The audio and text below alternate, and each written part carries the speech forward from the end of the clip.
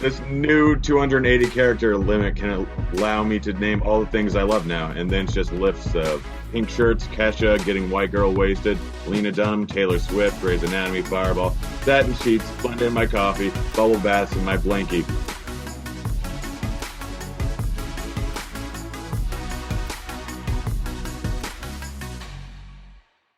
What's up, RotoGrinders fam? Welcome to week 12 of the absolutely epic early week podcast. This week's is slightly more absolutely epic than normal because Bobby and Grant and I were all hanging out together as recently as, I guess, like 24 hours ago in Nashville. Bobby, how are you feeling right now? Your login name today was the longest hangover. Yeah, it was a lot of it was an incredible amount of fun. Great seeing you guys and everybody. Like, it just was a lot of days in a row without sleeping, a little too much drinking, but it was a great time, so I can't really complain. And you can hear it in my voice. Obviously, you had to shout everywhere we were because it was so loud and there were so many people and everybody you hadn't talked to. And we have a great group, and I don't know, it was a really, really cool weekend, great experience. But I'm definitely feeling the effects today. Hopefully, it's just one day. Yeah, it's always fun to get around all these people that we like. Bobby, you and I feel like we're super close friends because we're hanging out every week during baseball and football season. And then we're doing courses together. But then we realized yesterday it was the first time we'd actually seen each other in person in over a year. Yeah, it's always cool to like actually get together with everybody. Grant, what about you? You had quite a weekend. I imagine you have a good Grant's rant or two for us. Yeah, I don't know which one to go with. I mean, the weirdest thing to happen to me was early, before I even left for Nashville, when the people in the apartment that lived below me, came up to scream at us for stomping when we were on the couch watching TV, and he was clearly drunk. And he brings me down into his apartment so we can hear it, and there's no noise going on there. But very, very strange. He just kept screaming at me, "Why do you hate me?" And then I go into his apartment, and there's a giant Confederate flag, and I just got completely confused and don't understand it. Zero furniture. Like, the only thing in his living room is an American flag and a Confederate flag. And the guy's not white either, which even confuses me more. So I don't understand that. But I guess things to rant about this weekend. I broke my hand riding mechanical bull. No, but like legit, for any listeners, Grant legit broke his hand. He still hasn't gone to a doctor yet for a diagnosis, but his hand is at least off-colored and bloated from being broken. So from riding a mechanical bull, because I'm so cool. That's definitely not exaggeration, which is that's how I would take it if someone's like, "I broke my hand this weekend," real cash, nonchalant. That bull night was really fun. JM, you missed out on the bull night. It was like the best weekend for me because I'm somewhat incapable these days of going hard. And I showed up late on Saturday and I was dead tired. I planned to just nap and then meet up with everybody and ended up sleeping through most of the night. So by the time I was hanging out with everyone Sunday, everyone was going at like my pace because everyone was so wiped from the week. It was great. It was perfect. I got to see everybody. I was not going at your pace. No, you were not going at my pace on Sunday.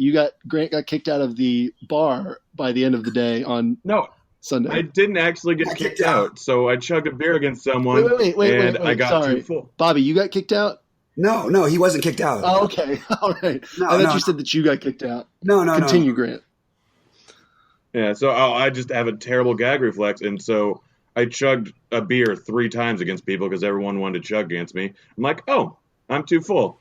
Just walk into the bathroom, vomit a little bit. Bouncer comes in. Hey, you need to come outside with me. I'm like, yeah, I understand. Just let me wash my hands first. Completely acting entirely sober. We got out there, dude. We got to kick you out. I'm like, look, I understand this entirely. Like, I just took a shot. I can't take shots.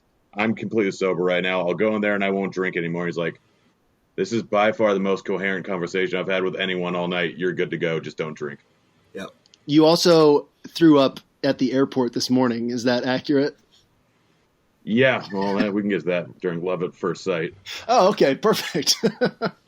The thing with Bobby, with Grant, and Bobby, you can attest to this, is you can't actually tell when Grant has consumed large quantities of alcohol because in Toronto, Grant had 22 shots, and Abby and I thought that he was sober. So, Grant can slide. He can get by with. That's how it goes. I mean, even when he is really hammered, he'll start having this slurring word thing he'll do, and then sometimes he'll completely lose it and snap back into sobriety, seeming like it's really confusing. It's like mind bending, but also his personality is pretty much the same anyway, so it does help. That's true too. I did hear Grant and I were talking before you hopped on. I did hear the same stories like four or five times last night, which was my indicator that Grant had consumed large amounts of alcohol. Yeah, that's how you know I'm beyond drunk, is when I repeat the same stories over and over again. And there were like new people would come in the group. We'd add like one new person, but then the other 4 people would hear the same story again. So it was clearly a sign of a good weekend. No, there were you, Evan Silva, I guess even you, Bobby, yesterday. Like some people were not going at my pace yesterday, even with me missing Saturday, but most people were more at my pace. Wait, I do know more at your pace? Yeah. No, they weren't. Yesterday, you don't think so? No, it's only because you weren't around long enough. I mean, I swear, I thought at the end, like people were really going pretty hard. I thought. Well, I left. Silva and I left to go back to the hotel for a bit, and then we were going to go meet up pizza with everyone. And then Noto's wife, who everyone loves more than they love anyone else, decided that they were all staying at the bar, which meant Silva and I had left the party prematurely to go meet up for pizza. And they were just like, well, whatever, we'll just hang out at the hotel and hang with everybody who comes back. So I definitely missed quite a bit, but I'm glad I was there to see everyone and pretend like I was part of the brouhaha going on. Noto and his wife are freaking awesome, by the way. Like they're both just super. They're most opposite people, like personality wise. But it's awesome the way they are. It's totally like I loved it. It was great hanging out with those guys. Especially I got to talk to Noto a little more than ever, and that was really cool. Yeah, 2 of the coolest people, and like you said, Noto's super chill, laid back, and Heather's super outgoing and. Fun. Always fun to see everybody. I don't know. Should we talk football or should we reminisce from we talked about the whole memories of there? Well, we need to get a punishment. Yeah, by the way, Grant had a good shot to win a lot of money this weekend, and JM. So we all made money. You guys made a good amount of money. JM made a real good amount of whatever, but Grant had a real shot. Grant. That's a Grant's rant. That's what I thought it would be. Oh, yeah, that people talked me onto Burkhead and it cost me $1 million. Yep. Yeah, that's a reasonable thing to bring up within the first 8 minutes of the pod. Yeah, I switched off of Dion Lewis and Cooks for Burkhead and Gronk, and I went and did the numbers this morning, and I put up a 189, and I would have put up 230 or like 226, whatever it was. It would have won the Millie Maker.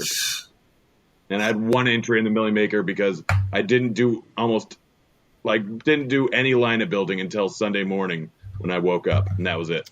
Yeah, if you had taken it down with one lineup, that would have been the greatest moment in RotoGrinders history. You still had an amazing ROI. I only play 1 to 2 lineups every week in the Millie Maker just because I don't want people to complain about building 100 lineups because that's all they ever do. Every single time any RG guy wins, oh, that's what happens when you build hundreds of lineups.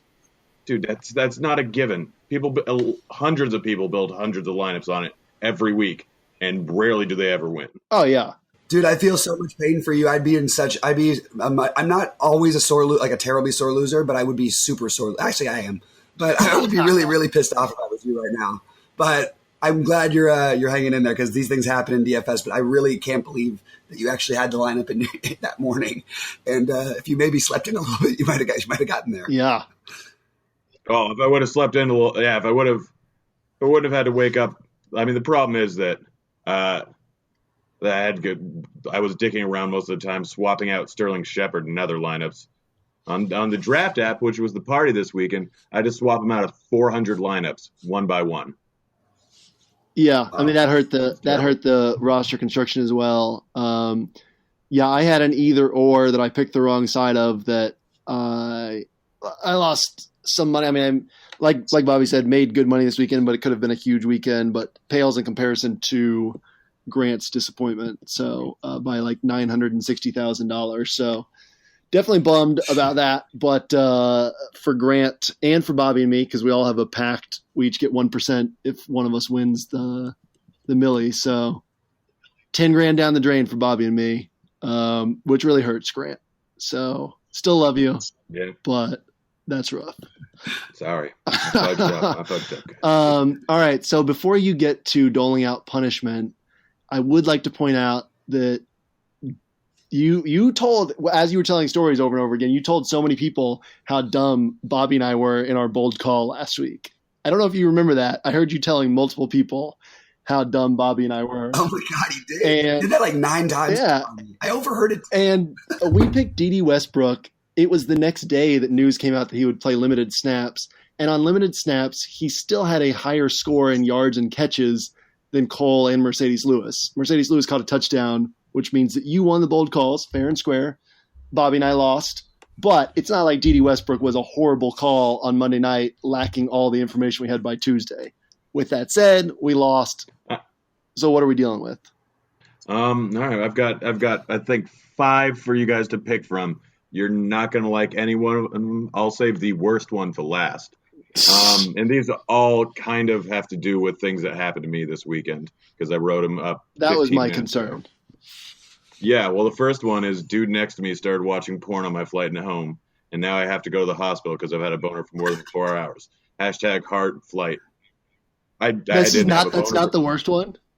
No, that's just a guy actually was watching porn on the flight next to me. It was very strange. So weird. I've never had more bruises on my nipple than I do at this point right now. # purple nurple. # black and blue and red all over. The woman I saw. Did Noto's wife bite your nipple? Do I remember that correctly? It wasn't Noto's wife. I couldn't figure out. I woke up with a giant bruise on my nipple on Saturday morning, and me and Bobby couldn't figure out who bit it. I also I think it was the same girl that I randomly met at a bar, and then she slapped me later. But I think I asked her to. I'm not really sure what happened. But in any case, still a big old bruise. Let's see.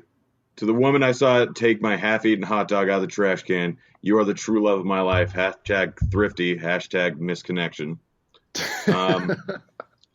This new. I don't mind doing that. I don't mind doing that one. That's pretty good.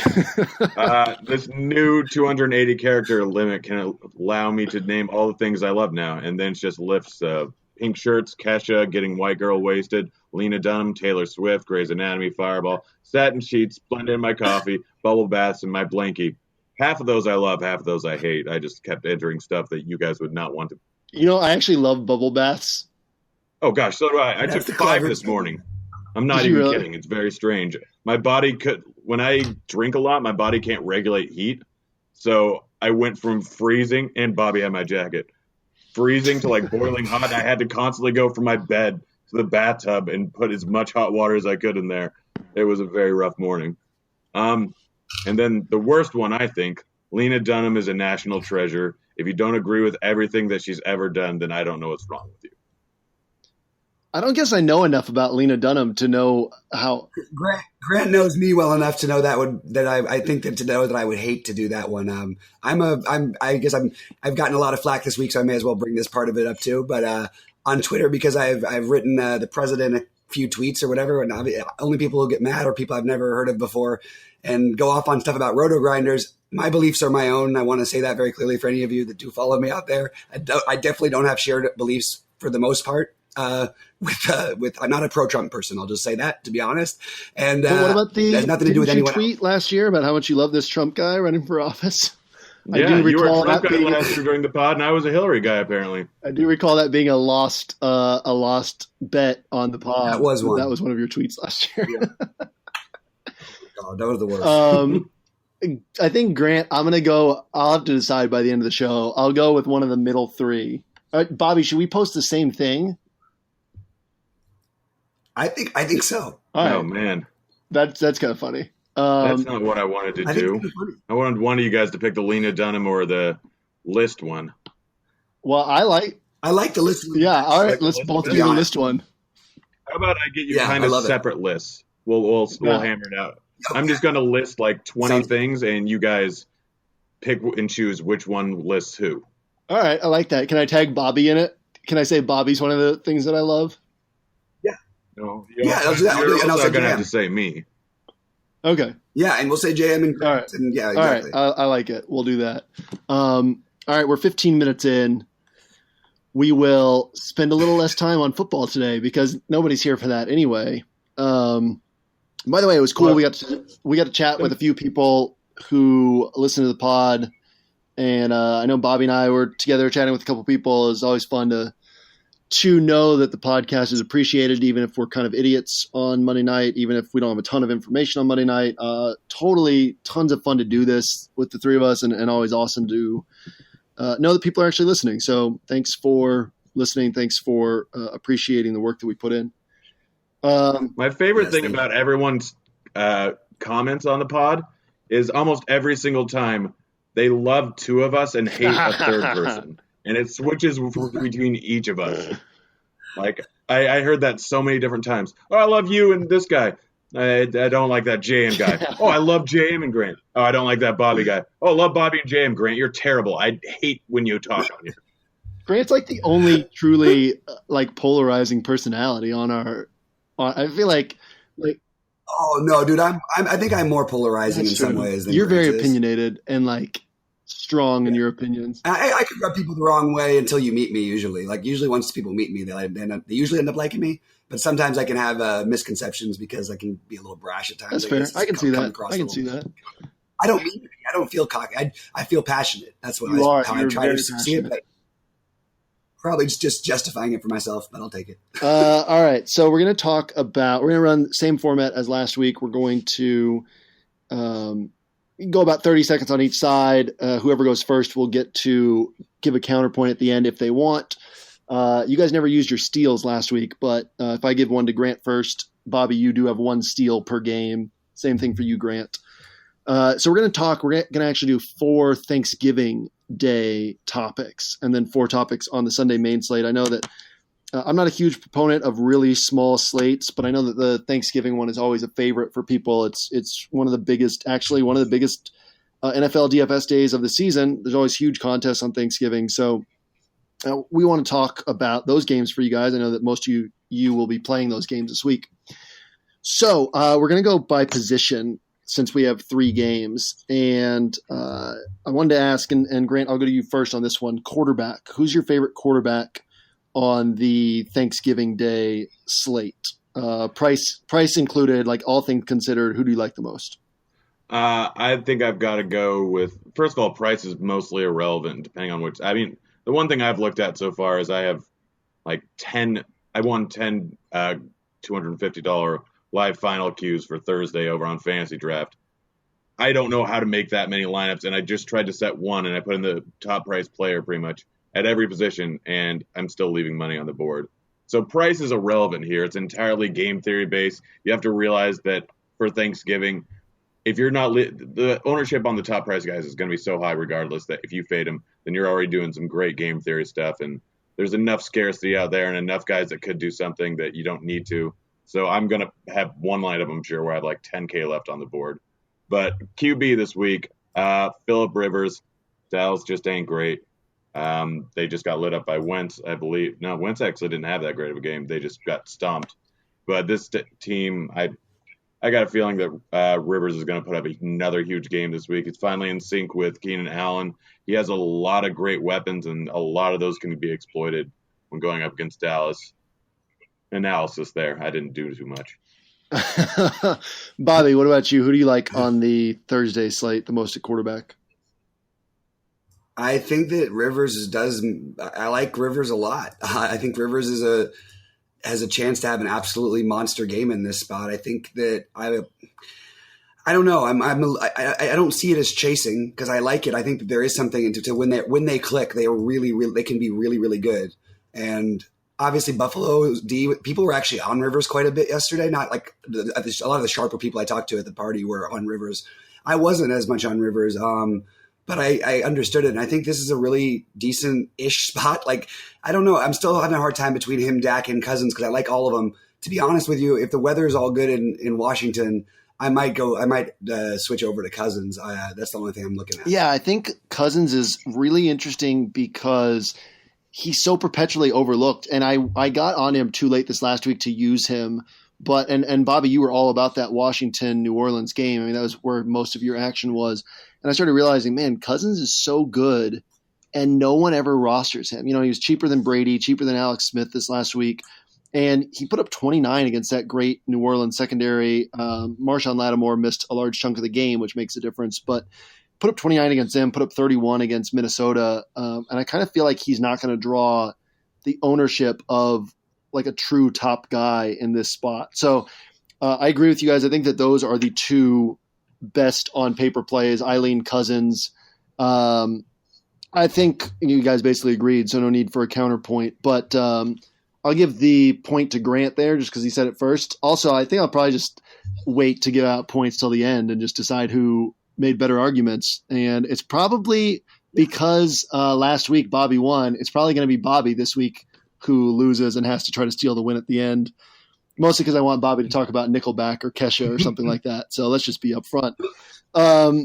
Running backs. Bobby, you go first on this one. Who are you liking the most at running back on that slate outside of Melvin Gordon, who obviously only high-priced running back, the only guy who sets up really well, but then there's, we got to at least use two guys. So who else do you see? I don't think you should play Gordon. Yes. I think there's your fade.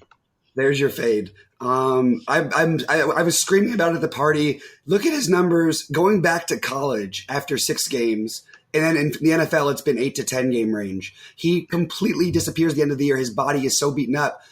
Ekeler's played well. We don't know. This is not like a guaranteed lock spot for that he's going to go nuts. He's safe. He's fine and everything like for, I think, a reasonable game. But I think that 8,100, you're right. The only problem is where you're going to spend the money. You don't need to save really. But I like these other guys. I think that I don't know what the situation is going to be with P. Ryan, but I walked into the finals saying to Siege, P. Ryan is going to be the one we look back and say we should have played. But obviously the Chris Thompson injury made it, he got more work because of it, but he actually had a touchdown before that, or no, right after that, I think it was. Anyway, I think P. Ryan's is a great play if he's in, and I think he will play. So I love P. Ryan in this spot. He's my favorite. After him, I'm going probably just going to try the McKinnon-Murray splitting it up a little bit, but probably leaning more towards McKinnon because pass catching backs are better against Detroit. That's where I'm at. Right on. The Melvin Gordon thing is really interesting because, you can't you can jam in most of the higher priced guys, but not all of them. And so you kind of got to pick, are you not playing Thielen or are you not playing Keenan Allen or not playing Dez or not playing Melvin Gordon? I think that most people will go straight to Melvin Gordon. And not a lot of people will fade him. So I like that quite a bit. Grant, what are your thoughts at running back? Yeah, I'm fading Gordon. I think Eckler is actually a great play if you're going to pivot off of Melvin Gordon because, did he outscore Gordon this last week? Let's see. He's out. No, almost. No, he lost by 0.2, yeah. Well, in any case, he's getting this was a different week also. Melvin Gordon got most of the carries in the first half. And then there's also the injury news that could sway it if he has something that's flaring up or something like that. But I'm the guy I'm probably going with is Darkwa. Not a lot of people are going to be on him. He's playing actually pretty well. Again, that offense is beat up, and they could be coming from behind. But even if they are, I think that they're going to run the ball with Darkwa regardless because they can't just throw to Ingram or throw over to Shepard every time. He's putting up good numbers every week. He has in the second half of the season, I think, the most 20-yard runs out of any person since week 6. He's putting up decent numbers on a week-in, week-out basis. And they're starting to get him a little bit more involved in the passing game. So he's going to be a lower-owned guy that I'm going to be on. I like that call a lot as well. It's hard to get sub 10% ownership on one of these small slates, but there's always a couple guys who just people end up completely staying away from. I think Latavius Murray could be the same way. Maybe not after he knocked in 2 touchdowns this last week and had another big game, but there's these guys who we would typically fade on a larger slate that there's not as much of a need to fade them on these smaller slates. And I think it's fair to point out Melvin Gordon has the highest raw points expectation out of all these running backs because, the rest of these are timeshare backs or guys with question marks. So I don't think we're saying we expect him to have a bad game, but just like Bobby said, he's not a lock. not with the usage like that he's been getting. And like Grant said, Gordon was the number one back this last week. Eckler got his work after the game was a blowout. So, maybe Gordon does get in there and see 25, 27 touches again with 4 or 5 catches. But his usage has been all over the place. His effectiveness has been all over the place. They have a poor offensive line. I mean, there are a lot of reasons to believe that he might have only 12 or 14 points. So I definitely like that as one of the best game theory calls, is just completely staying away from that spot. Grant, go to you first on wide receiver. We're going to go high price wide receiver first, and then we'll go low price next. So high price wide receiver, who do you like the most up at that high end? I mean, I think I have to go with the guy that won me a lot of money this last week. Well, actually, I could go with either of the guys. I had a lot of Allen, I had a lot of Thielen, but it's still Allen again. He went from, I think, 5.6 to now 7.3 this week, and I think people are going to go with Thielen this week, even though Allen really. No. Yeah. I would just have guessed completely the opposite. I don't think it's even like wow, I would have just guessed that Keenan Allen's going to be super, super, like, by far the most popular play of. I don't know. I mean, it's tough to figure out because I've been on Keenan Allen pretty much more than anyone this entire season. I've been just behind you, by the way. I know you have, but I'm saying I'm the biggest Keenan Allen proponent in all of DFS. It's not. Yeah, that's true. I think that's fair. Screaming at people all the time. I had over on some of the areas where he's priced up. I had like 80% ownership in him, and he was 1% owned. Like he was 5.4K 2 weeks ago, which was against Jacksonville. That made sense. And he's 5.9 this last week, and people still didn't play him that much. Like his price going up as high as it is, I guess it makes sense because it's the Thursday slate, so you kind of have to pay up. And I haven't looked at DraftKings kind of pricing. He'll be very highly owned on Fantasy Draft, I believe, on FanDuel. DraftKings, I don't know if he is because people are going to pay up for Gordon. But, yeah, I love him this week, and I think I got to play him even at high ownership.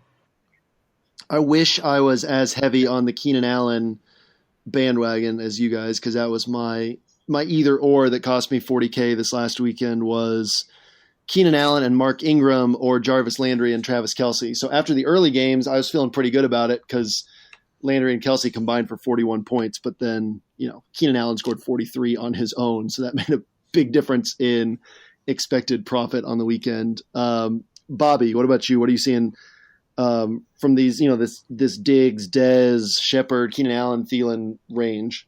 Yeah, I think. Do we know exactly? Because I should figure this out, but it's only Monday, so I haven't thought about it too much. I'm just wondering who's Slay. Is Slay gonna actually shadow coverage at all? Like it doesn't matter. He'll go cover him in the slot. I don't know how they're gonna do it exactly. I have to look into it more. You probably would know off the top of your head a little better than I would.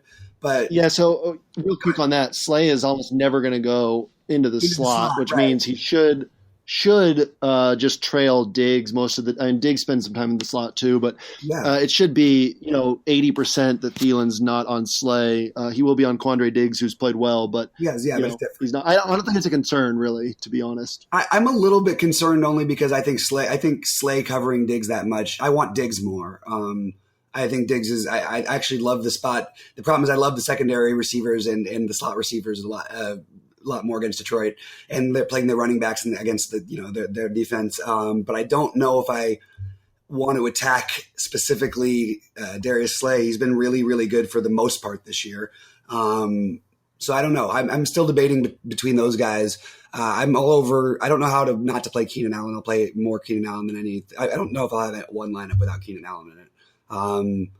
I do think there is something when these guys get on a streak together that this stuff happens. We can go back and look at it. He can have these games in spurts. It's really been kind of fluky in some really, really bad matchups also over the last few weeks. So I don't know. I think that Allen's back. He's my lock. And then other than that, I'm probably leaning a little bit. I want to lean towards Diggs because he'll be lower owned and he's a little cheaper. But I think I probably would go towards Thielen just because of the situation. So two things on this. I'm getting an echo from one of you guys. Is it me? Two things on this. I don't know. One is just that, I think that we would all say this. Anything we say on Monday night can potentially go out of the window on a 3-game slate by Thursday when we look at ownership projections, as in, especially Bobby more than anyone who plays a lot of game theory play as far as, Bobby will say, who are the guys I like, and then who among them are the lowest owned, and that's who I'm rolling with, Mm-hmm. And obviously not with the Keenan Allen situation, but just point being that it's a pretty close call between some of these guys. Shepard, Des Bryant, Stephon Diggs, like these guys could all be in the same range, or any of them could pop off for 30 points. And I think it makes it really valuable when you recognize that no guy really stands out hugely above the others to say, all right, like I'm going to take the lowest owned guy out of this group. And I think that's something that all of us would agree is a sharp play on a small slate. Yeah. As far as game theory. Bobby, any thoughts on that? Yeah, I agree with that. I think it's important to point out on this particular slate, too, there's a lot of other receivers to like. This is not just those top guys. And honestly, I wouldn't be surprised if Crowder ended up being the highest scoring receiver this week. I think it's completely in the cards. I think Dotson could end up being the highest scoring receiver this week. I think it's completely possible. I wouldn't be surprised to see one of Jones or Tate have a decent game. Probably, I guess then we'd probably be leaning more towards – well, no, because you got Xavier. Man, I got to think about that one further. I haven't thought enough about the Thursday slate yet. But I mean, Des Bryant, even I hate him. He's become basically a poor man's Jarvis Landry. But it's not like he couldn't have 2 touchdowns with those 13 targets he gets. You know what I mean? So yeah. I just think he's an interest. There's a lot of good ways to go. The one thing I'm saying for sure, you will see a wide receiver in every one of my flex spots. I will not. This is one of the rare wide receiver over running back weeks for me this year. And then another thought is, I think I speak for all of us when I say I'm too exhausted to go game style this week. I'm not awarding any more points. So we'll just wait on that for next week because you guys are hungover and I'm tired, and that seems like a lot of work. And we can let the people on Twitter let us know. Tell us who won. Who won? And then someone put up a poll, and then Bobby can defend Nickelback next week. And then last thing I wanted to say before getting to the mid-price wide receivers, just to chime in on this. You guys love Keenan Allen. I think anybody who's read my stuff knows that last week I was a little not cautious on him, but I was iffy. I mean, like I said, I almost used him on my main team. But my concern was the guy came off of ACL surgery last year. He'd had a really long run of poor games, and it wasn't just Jacksonville and a New England team that was scheming to take him away, and Denver, but it was also before that it was Oakland and the Giants, 2 teams that you would expect him to smash. So for anybody wondering kind of where I stand on that, I think he, pretty clearly proved last week that his ACL is not an issue. So that was kind of my one concern. I love Keenan Allen as a player. We've talked about this. He's, I think one of you said this weekend, best route runner in the NFL. He's definitely top 3 or 4 route runner along with Antonio Brown and the Vikings wide receivers. So a lot to love about Keenan Allen. My one big concern was, has this guy hit a wall? And I didn't feel like we had an answer on it. I think we do very clearly have an answer on it now. And I agree that, anytime Keenan Allen's seeing 10 plus targets in a good matchup, which Dallas filters targets to the slot receiver, they get smashed by slot receivers. I'm sure I'll have the numbers in the NFL Edge this week, but just a great spot for Keenan Allen for sure. Mid-priced guys, Bobby, I'm sure I know who's standing out to you the most because he's one of your favorite young players, one of your favorite breakout candidates, but who are you seeing in this kind of like, not getting down to these 3,800 guys, but just like this 4,700 to 6,200, which is basically the Lions receivers and Redskins receivers? Yeah. So I'm having a debate between, because I feel like you can make a pretty good case for all of them. Xavier Rhodes scares me. I don't in general want to pick on Minnesota, but if you do want to save, like, this isn't a reasonable price for guys who have really, really high ceilings. So depending on ownership, I would let that probably do a lot of the dictating of this for me. But for me, the number, it's going to be one of Crowder or Dotson, I think, in at least all of my lineup, and in almost all of my lineups, probably all of them, and maybe both of them in quite a few. So I really am a big fan of the Washington passing attack, so I'll probably lean towards those guys over the other 2. Right on. Do you have any like between those 2, one that you like more than the other? I think Dotson is the one Dotson, because I think he'll be lower owned is the answer. But I think Crowder is in just an awesome spot, but I think everybody's going to play him. I really do. I don't see how people don't, the targets are there. Even if it's like he's a safe play and there's upside just anytime you're going to get the kind of volume he's going to get. I do think Dotson's the much better receiver overall, and he's got the future. So I love him if he's going to be lower owned, which is the case, but in my mind, if somehow it switches the other way, I'm going to jump all over Crowder and just play him everywhere. Yeah, and with Jordan Reed should be out again this week, short week. It's unlikely that he's ready to go by Thursday. He wasn't particularly close this last week. Chris Thompson's out. Terrell Pryor probably won't be active. If he is, he's a non-factor. So you're down to – and Ryan Grant – he got put on IR. Did he get put on IR? Who? Yeah, he's out for season. That one? Pryor? Yeah. And then Ryan Grant is there primarily to block. He's going to get targets, but he is there to block. So you basically are down to Vernon Davis in a phenomenal matchup and Crowder and Doxson. And I think you can genuinely play all three on the same lineup because, all right, sure, if they blow out the Giants, maybe they don't get enough volume. But if this game stays close, those guys are catching almost all of the passes. I mean, I think that you can genuinely make a case for all three of them getting 15-plus points in the same game. Grant, what are your – how much Chris Thompson being out is going to help them also, by the way. That volume is going to go so. And so there's so many targets normally to go around without Reed in the offense, without Chris Thompson in the offense. Like, we don't realize how much of it's going to just filter straight to those guys. You guys absolutely nailed it. They're going to be seeing – I mean, Cousins puts up a ton of yards every week. Like, I'm probably going to have several Cousins, Doxson, Crowder lineups.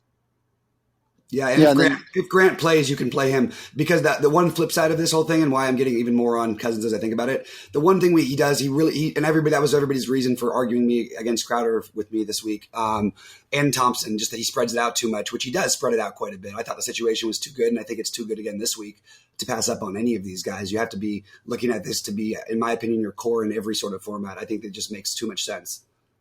You guys, Crowder was, in my opinion, the most locked in play. Like, I had him on every lineup I built, and he was like 15% owned or something. I think people are undervaluing these targets he's getting. Like, he has 32 targets across his last 3 games and 4 carries. They are forcing the ball to him. Like, it just makes so much sense for I think Crowder is the guy that you play it. If he's 50% owned, you have him in 90 or 100% of your lineups is the way I'm viewing Crowder personally. And then obviously Doxson has a ton of upside, fewer targets, lower floor, but basically the same upside, maybe even higher upside than Crowder this week.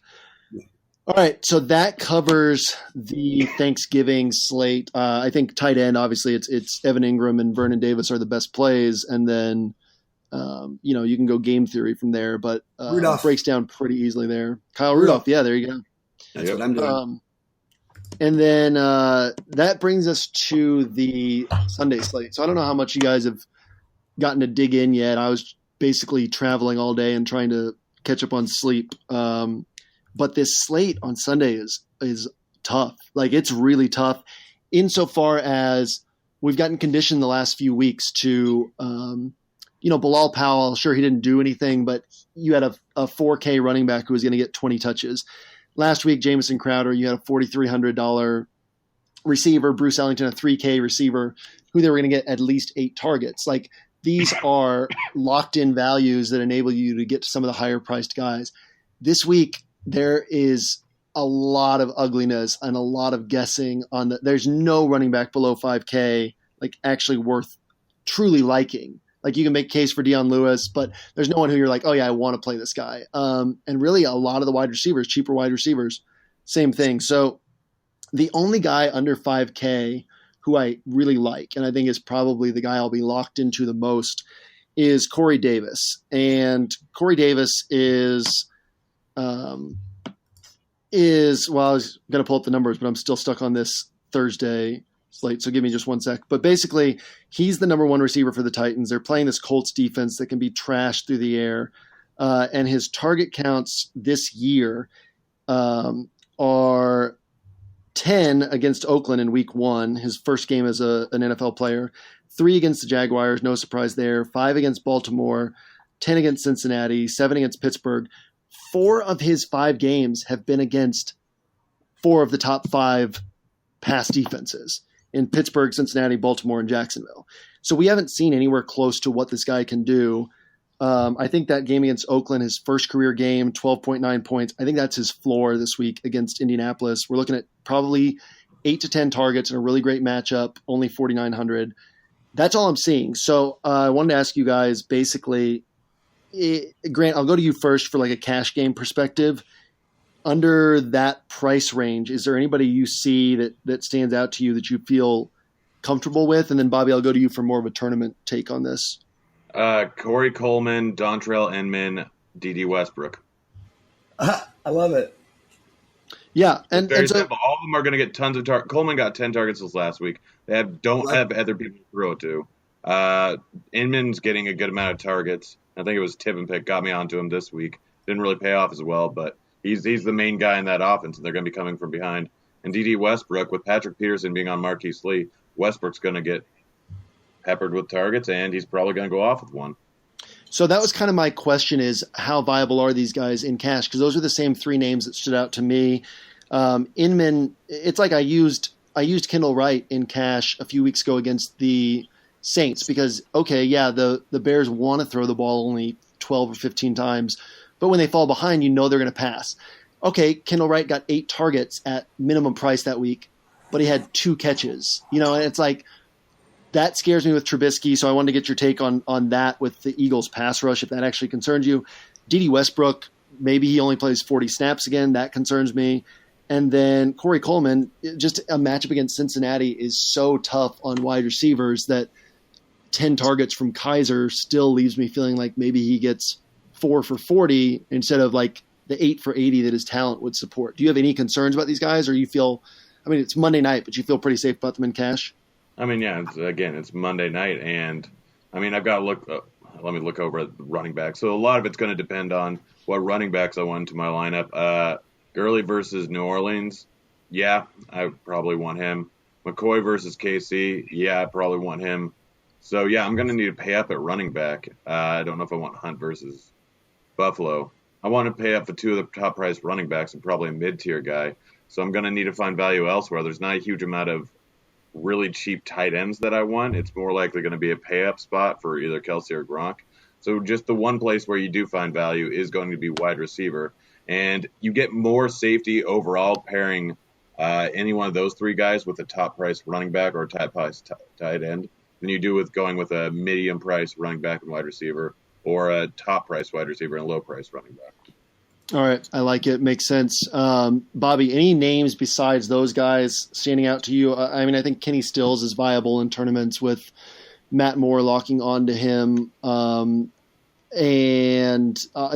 obviously is contingent on Jay Cutler missing again. But anybody else standing out to you, and any thoughts on those guys? I like every one of the guys you mentioned. It's going to be hard for me to make any counterpoints.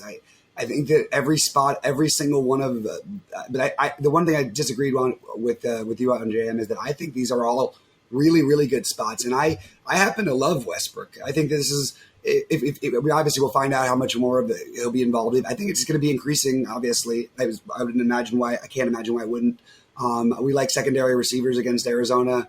It's a great spot. I think that he has a game-breaking ability. I'm a believer in him as a player, and I'm a believer in Corey Davis as a player. So Corey Davis, like you, was the first guy I thought of. And then if you go a little bit higher, what I'm going to do is play a ton of Matthews. I want to be all over that game as much as I possibly can. I'm going to play those guys with T.Y. Hilton and just about I'm going to probably change it because I end up playing a lot by the end of the week. But everything I'm building right now is just entirely focused on that game. So I like those 2 Tennessee receivers, even though one's 100 more than you made the minimum.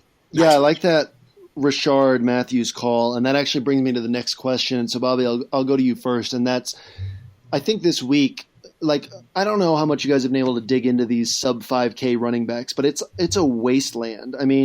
You've got Matt Forte, Chris Ivory, Doug Martin, Joe Mixon against Cleveland, just a lot of guys that people won't want to play. They're not going to gravitate toward those guys. And I think that in tournaments, if you pay down at running back, because most people are going to like these high-priced wide receivers, but because the path is so clearly skewed this week toward paying up at running back, paying down at wide receiver, I think in tournaments, if you pay up at wide receiver, you will automatically be doing something different than the field. Not because people don't like these guys, but just because it's going to be tougher to fit them. So there were 2 guys in particular. There's a lot of guys to like up here, but the 2 guys who stood out to me as kind of an interesting either or is T.Y. Hilton at 6,700 and Julio Jones at 7,700. And obviously talent is not an issue for either guy.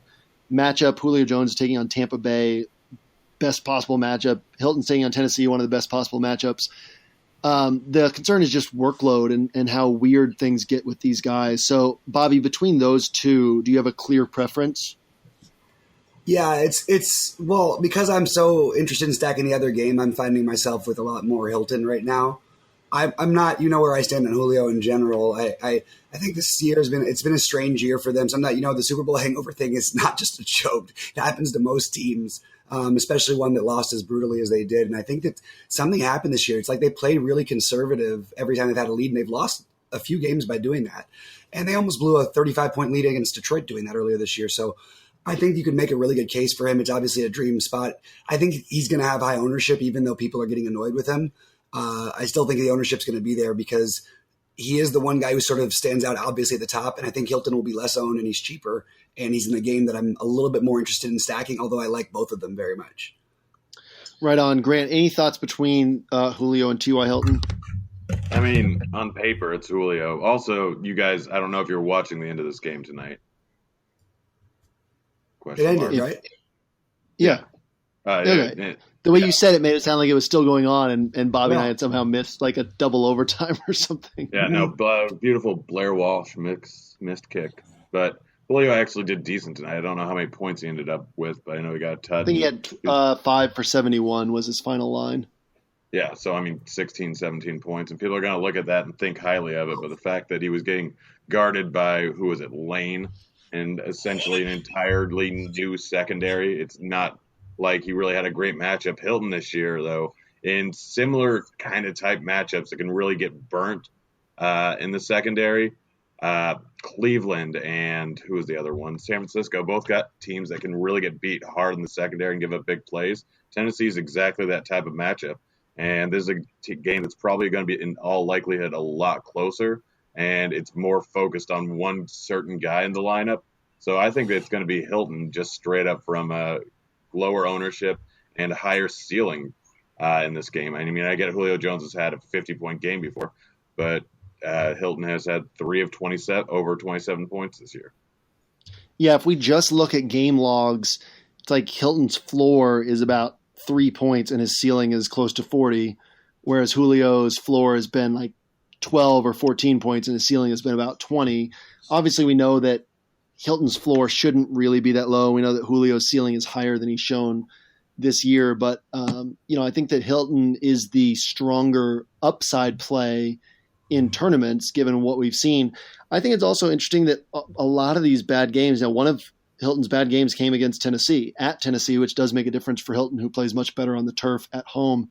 But like these matchups he's had, the Rams, Patrick Peterson, Seattle, Jacksonville, Cincinnati, Pittsburgh, these are all really tough spots for wide receivers. So I don't know, with Brissett under center, it's tough to trust T.Y. Hilton, but generally in good matchups, basically in all good matchups except the one against Tennessee, Hilton's done work. So I think that it's worth it to roll the dice on him this week in tournaments, even taking on that low floor. I mean, if he's under 15% owned or even under 20% owned, I love him this week because he can put up 35 to 40 points. So definitely a strong guy to consider. Grant, you brought up the running backs and the high-priced guys that you're gravitating toward. So I wanted to ask if we can only pay up for one high-priced running back, and we'll talk Alvin Kamara and up, so 7,900 and up. Who do you like the most out of these 6 guys up at the top? I don't want to say it. Does that mean it's Gurley? I mean, Rams, New Orleans. I mean, people are going to remember, the Rams against Minnesota last week. They didn't really do a whole lot there. Before that, we were talking about every single week, no matter the matchup, they are putting up huge amounts of points. I think they're still the top scoring team in the entire NFL. They have a 28 implied team total. There's a 50 implied over-under, I think, for this game.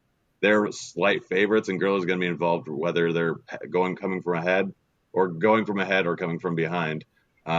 This is just a spot where he's going to be heavily involved. And, I mean, New Orleans is much, much better versus the pass than they are the run. So this could be a big Gurley game, even though he's not that great of a running back.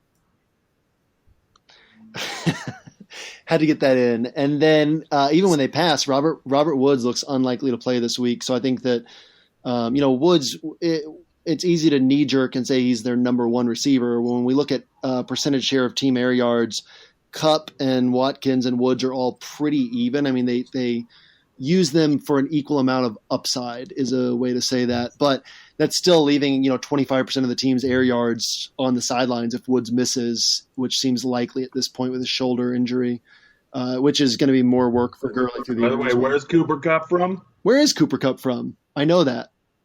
Yakima, Washington. Oh, I did not know that. I knew where he played. It was like some D2 school. Looks like he's from Yakima, Washington. Eastern Washington. All right, Bobby, what about you? These high price running backs. Is it Gurley first and foremost, or is there somebody else who stands out to you more in tournaments? Okay, so I'm gonna pay up, and I'm gonna try and do a little bit of what you were talking about paying up for pay up for Julio, pay up for the receivers, and I'm gonna play a little bit on the low end. I'm just gonna mention him. I know it looks terrible and all this stuff hasn't gone his way, and he's if he doesn't get a touchdown, he wouldn't have done anything in those games. It's Joe Mixon. I just believe in the player, and I believe it'll break through at some point. And even still, it's not like he's been killing people with he still got 20 carries last week. Just because he didn't do anything with them in a really bad matchup doesn't mean he's not going to break through at some point. He's got it. So I'm going to be paying down a little bit for him. At the very top. This is the worst matchup he's had all year. No, it's not. Cleveland. I like Cleveland's line in general. I do. I was arguing for them against Fournette for the opposite reason last week. So I do. I'm just saying a guy at that price with what I think is upsides. I'm playing tournament, so I'm taking a shot on a guy who I think has got 25 in him at some point, and this could easily be that spot. He can also catch passes out of the backfield, even though he hasn't done a ton of it. So that's something I'm looking at. Anyway, at the top, to answer the original part of the question before I went off on that, I like Gurley. I am not in love with the Saints. Are both running backs are in a great spot. I think Mark Ingram is a fishy play in my opinion. To me, I don't know. It's fishy. He's at 8,300. It's not like he's getting this. He's doing it on such little work, and I believe in their run line. But I just don't think you can have 60 from these guys every week. The other theory is, what if you just play those two guys every week? Because if we would have played them together, we would have been probably talking about this millionaire conversation sooner this year because they put up 60 together all the time. So anyway. But like you said, it's on such high efficiency that you can't really bank on it. And then you're like, right, their prices keep climbing. Yeah, absolutely. I'm with you on that. Kamara is my guy a little bit for tournaments. Again, it depends on how chalky the rest of my lineup is.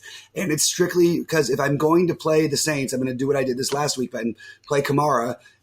Because if the game's tight and all the plays late when they're, as Grant likes to say 500 times a show, coming from behind, they literally are going to pepper him with targets. His average number. I don't have the numbers in front of me anymore. I looked it up last week. In the last 5 minutes to go in the second quarter, he averages a few catches or whatever for like 50 yards, something crazy like that. And there's a reason he's in their little 2-minute offense. So if you're playing that game, I would play a lot of Gurley and I'd run it back with Kamara on the other side with maybe even like a Breeze stack. Cause that's the pairing I think you're going to see get a ton of work if they're in those situations. And you saw a little bit of it this last week, and it could get even more increased going forward because I think he's a better player than Ingram is. I like you bringing up one of the cheaper running backs that you have an eye on, because I do think that's interesting is like, where do we pay down if we want to be different and pay up at wide receiver? I think the Mixon, the matchup's awful. I think on paper, you're not going to make a case that it's a good on paper play, that his expectations are high. But again, it's like the week that Hefe took down, 3 seats to the FanDuel Live final a couple years ago, playing Charkandrick West against the Broncos. Well, was West, did he have a floor of 5 points? Yes. But did he have a ceiling of 30 points? Yes. And that's what he scored. And, he was 1% owned. I think that Mixon is a guy who could put up 30 points, will be under 3% owned. I don't think he'll get there because the matchup's awful, and he hasn't done it all year. But I do think that he makes a lot of sense as a tournament play for the upside that he has and the differentiation from the rest of the field that you get. So I like that call. It's a bad matchup for sure, but it's not. I don't think it's quite as bad as you guys are making it out to be. I really don't. This is not the number one defense in all of football. Like they have a good defensive line. Yes, sure they do. I don't think that this is literally the absolute worst. I don't believe it's the best line. I do believe it's one of them, but I also think you're talking about a guy who also can catch some passes. And it's not like the Browns have just shut everybody down all year. They've allowed over 100 yards rushing, 4 times so far. I mean, it's possible. Like I'm just saying, there's a path there.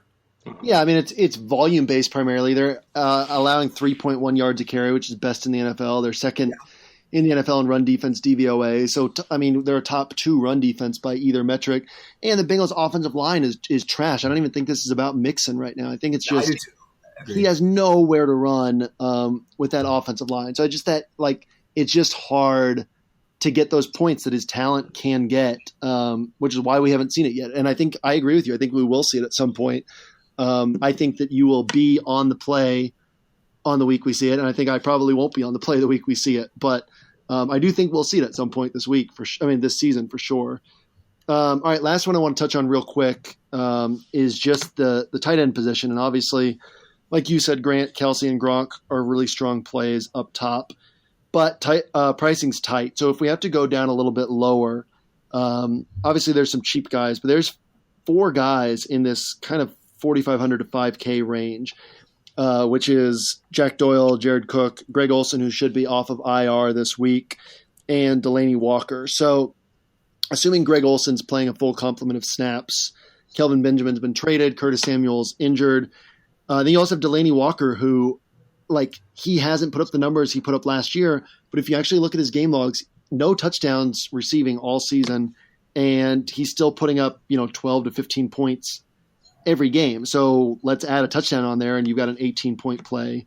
So Grant, out of these 4 guys who should all see targets, all have upside, who stands out to you the most from Doyle, Cook, Olsen, and Delaney? Sounds good. I'm going to pivot down. All right, fair. Tyler Kroft. If he's healthy. But so the reason why I was on Mercedes Lewis last week, Cleveland gives up just an absurd amount of opposing plays opposing teams' targets are to the tight end, and it's just not close. And he's a big red zone guy. He has the upside for a 2-touchdown game, and even though he generally only is around the 4 to 5 target range, I think it's going to increase this week. And yeah, he's going ham. You're comfortable paying $3,900 for him when you can get 12 targets for Doyle for a few hundred more? Yeah. All right. Bobby, what are your thoughts? I think it's Doyle and Walker are awesome plays. Like I said, I love that game. I probably will throw them into some of the same lineups. I think Doyle's my guy. I think I think Walker's probably my guy because I think the ownership will be a little higher on Doyle because of the price. But really, that'll dictate a lot of it for me because I really like this spot for both of them. I love the game. I think Walker, what you pointed out is right. He's going to have a touchdown at some point.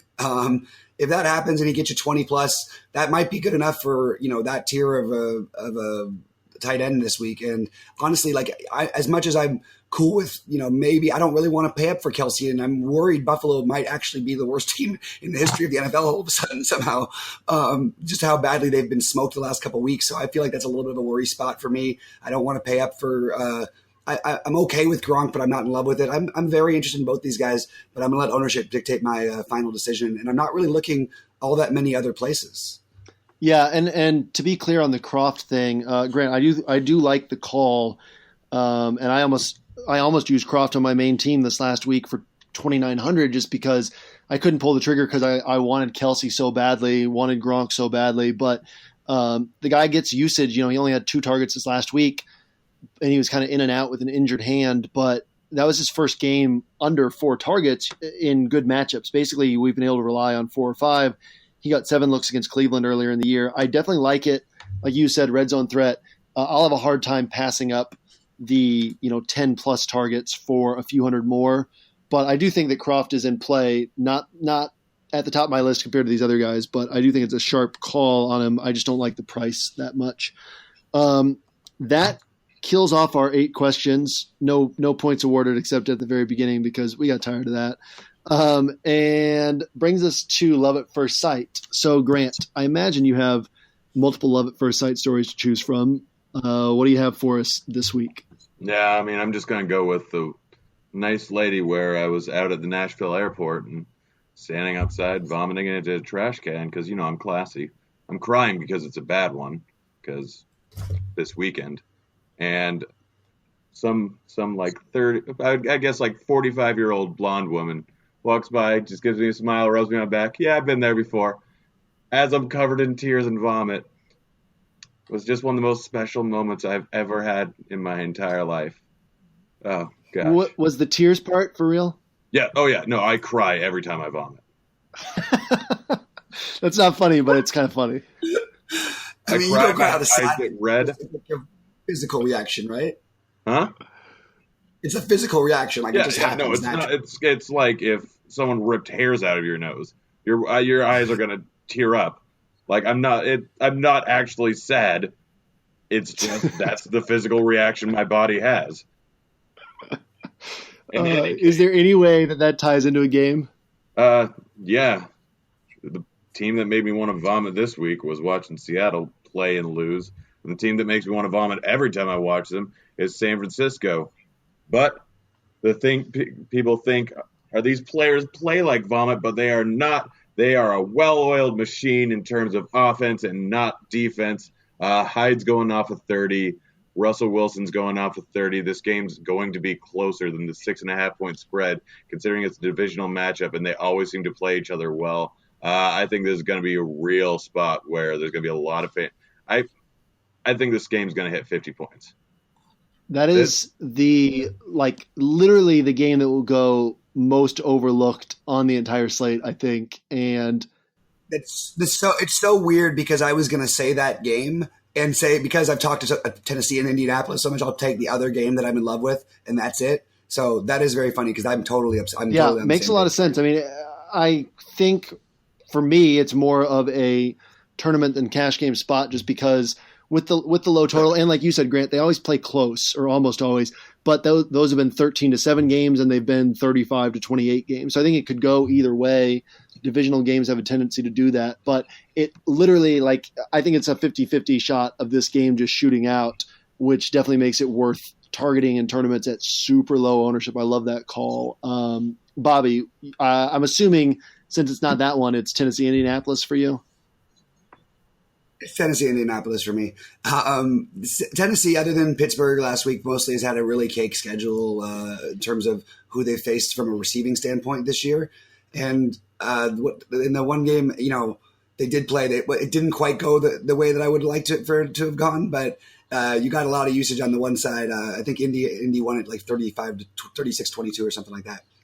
I think it's a great spot for T.Y. I think it's a great spot for both Davis and Matthews and Walker and Doyle somehow, and it's just going to be picking the right ones for me because I'm really interested in every aspect of this game. I think Tennessee has a god-awful pass defense. I think Indianapolis has a god-awful pass defense. I don't care what the numbers say. I've seen Tennessee play. When they've been put in situations against reasonable passing teams, they've been lit up. And the only reason they weren't lit up worse is because they were down by so much. So if this game stays close, this is an absolute dream crush spot. I think the over the total, I'll bet you anything goes up at least a couple points by the end of the week. It should not be 44.5 right now. This is a really, really good spot, and you get everybody at pretty reasonable ownership. I'm sorry, pretty reasonable prices. So I also think Mariota is probably where I would lean as far as quarterbacks go, but I'm open to both of them. So I love. Yeah, I think that the only lineup I've actually saved so far has Mariota at quarterback with Corey Davis and T.Y. Hilton all on the same team. Definitely love that game. Completely agree that total is going to be up at 46.5 by the end of the weekend, and we'll still probably hit the over. I will be at the Patriots game this next weekend, so I'd love to choose that as the game of the week. But I'm a believer in this Patriots defense at the moment, so I don't expect Miami to be able to put up a fight. I'm going to go with Tampa and Atlanta. I think that there's a lot of upside here between a passing attack against Tampa and, then just, Bobby, you made a great point. How many games has Atlanta just let a team back in it this year? And they play soft defense once they have a lead. They slow down on offense once they have a lead. And it's leading to these, games like the Detroit game or the Seattle game tonight where teams come back. So I think that Tampa will have a chance to put up points in the second half. I definitely think we can get a lot of fantasy production on both sides of that one. So that brings us to bold calls. I don't think we hit on anything super crazy today. You guys have any suggestions? I'm thinking we could go cheaper wide receivers and cross Corey Davis off the list and each pick one, or anything else that you guys think of that you think is better than that. We can go under 6K running backs or under 5.7K running backs. You can have Nixon. I'll take Hyde. No, I like Hyde. I want Hyde. I wasn't making a case for the two of them. I mean, I have one lineup right now that I built during this show, and they're both in it. So you guys are leaving me with the scraps with that one. Like, what am I going to take? Doug Martin? All right, we can go. I can go Croft. Oh, heck yeah! I'm down with that. Bobby, who do you want to take? He'll take Croft. Wait, who do you say Croft? Yeah, we're taking tight ends. Yeah. Why not? I only like the other two. Yeah, so that's fine. I guess I'll take. You take. Yeah, I'll take Doyle. I'll take the other. I'll take Doyle. All right, I'll take Delaney. I mean, I think we'll beat Croft either way, unless Croft goes for. That's the thing with Croft. I think he's going to get like 6 or 7 targets, but he could genuinely get 2 touchdowns. If you want, what was I going to say? If you guys want, since you were so kind to me this last weekend, and I still have to put my list together, we can just go straight up who's going to get more targets. And I think Croft's going to get more targets than either of them. Wow. Well, in that case, I would want Doyle. You think Croft would get more targets than Doyle? Why? All right, fine. We'll just do points, but I'm calling it 10 targets to Croft this weekend. Why would Croft all of a sudden get 10 targets? Does Grant Gneiffer? Right, you say some weird things. I understand how bad they are against the tight end, but still, like, it just seems like a giant leap where he's probably never had 10 targets at any level in his life. No, he probably hasn't.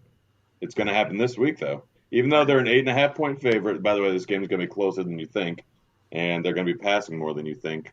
Croft's going to be good. He's going to be all good. Right. Well, let's just stick with you. I'm good sticking with points because I think Doyle, I don't know that Delaney's a lock to get 8 or 9 targets, but I think that Doyle is. But I'll take Delaney just for point per dollar, and we'll stick with that. All right. Love it. All right. We got anything else today? We went a little bit over on time because of all of our talk about the weekend at the front end. But I mean, everyone's going to be traveling right now. They need more stuff to listen to early on in the week. Hey, good point. All right. I will be writing the NFL Edge all day tomorrow and the next day, so sadly I will have no time to enjoy travel or listening to things, but everybody else can enjoy it. Bobby, any final thoughts before we get out of here? A question. You don't listen to things when you write? Dude, there's no way that I could. I have to be listening to something. I can't do it in silence out loud. Yeah. No, I feel like I would lose my mind. That article's so research intensive and I'm really bad at multitasking that I would probably add 8 hours onto the amount of time if I listen to something. Do you ever play games at 3 times speed, in the background and just listen to the announcers? I do that sometimes too. Can't even do that. I gotta dedicate. Wow. Usually, I dedicate Monday to watching games, and yeah. Interesting. Yep. Interesting. Okay. Yeah, I listen to Kesha while I write. Although it switched to Paramore last week. Fun story. Oh God. Grant, any final thoughts? I just got to think of it. So I think I'm going to make your guys' lists according to you guys, and they're going to be fantastic. No, you stick with what you had originally, which was we have 20 things and we get to choose some because I don't know what you're going to put on my list, and that's not the tweet I agreed to. Well, in any case, I technically could give you any tweet I want because those are the rules. But if you don't want to throw anything in there, that's fine. I just think you're going to like the ones I put on your list. All right, I'm fine with that. Yeah, take out any ones you like, but I'm going to razz you and tell you, call you out on the Twitterverse and be like, JM didn't mention this. This vegan charcuterie plate is one thing he loves. With cow manure on it, vegan cow manure, organic.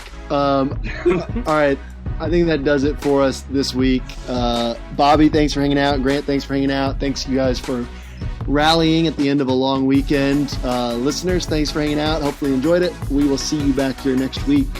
Same time, same place. We'll see you at the top of the leaderboards this weekend. Hey, kids.